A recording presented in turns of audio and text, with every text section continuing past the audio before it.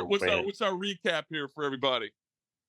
Well, I think what my takeaways are this: the fact that what did the winner do well? Well, I think the winner, even though he was engaging with the crowd, and he did hit some great shots, he got some bad breaks. He just kept after it. He just didn't let the moment dictate his next shot. And I think that's what they do too much, whether it's a good shot or it's a bad shot.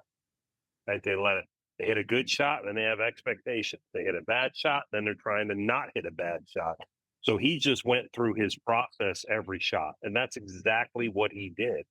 So I think the takeaways are, what can you learn from Bryson? Definitely a process. You got to have a process going into that. And what cracks me up is we work with some high profile people in many different industries. And the fact that when I ask them, I go, hey, listen, if this happens in your business, do you have a process to deal with it? They go, absolutely. I do this, and this. What if this happens? I do this, that. It's the same process, but it's a little, I'm like, okay. So what's your process, for playing? Well, I don't really have one. They try to make it up as they go. I think, that's the biggest takeaway from this. I mean, his game is kind of hard to, he overpowered the golf course. Yeah. So that's unrelatable. I thought a big hitter, everybody, all the people we talk to around the world are, the experts. And I said, somebody's going to overpower it and they got to be able to putt and chip. Yeah. He was leading putting yesterday. I don't know what he did today, but he was the leading putter going into today. So that's the process. And it's not conventional, but no, but works. Yeah. I mean, the other thing, and here's a good point. I want to get your opinion about this. You look at today's golfers, they're trying to, you had the Tiger, and now people, I think, are going to start trying to follow the Bryson model, where you just get bulked up and you get.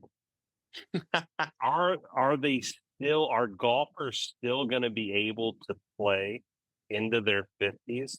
I mean, I look at Bryson, I don't see him. I see him like a regular. You look at other sports, NFL, what is 3 years?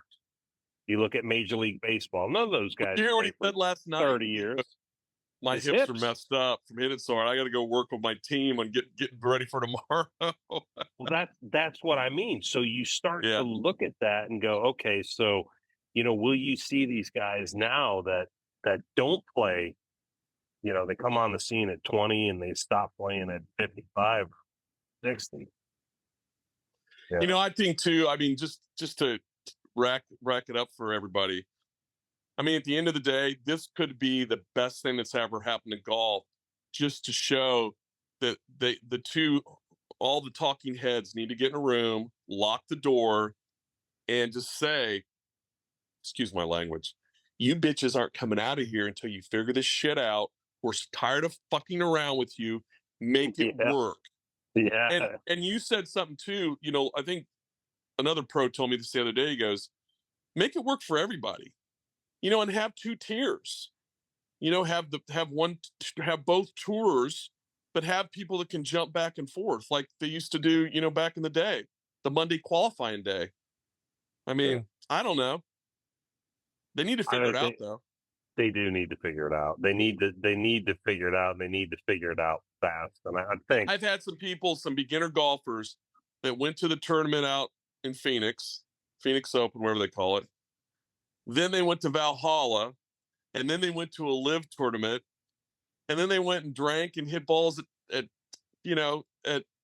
Drive Shack and Top Golf, and they go, PGA Tour event. I knew somebody that went to the Masters. They go, ew, that was horrible. I go, what? The pimento sandwich? No, they go, I would never go back there. It's so strict, but they wanted to go to a live event. So you got to remember, we got all these people coming out here now that the protocols, it's in a different world now. It's a different society. All right, bud. Yeah, good stuff, brother. I love you, man. If anybody's out there that wants to play us in a match, we're available anytime anybody wants to play us for anything you want. Just go ahead and bring it on. We'll send a Learjet. We'll send a Learjet. We still travel Lears. We're not, that would come pick you up.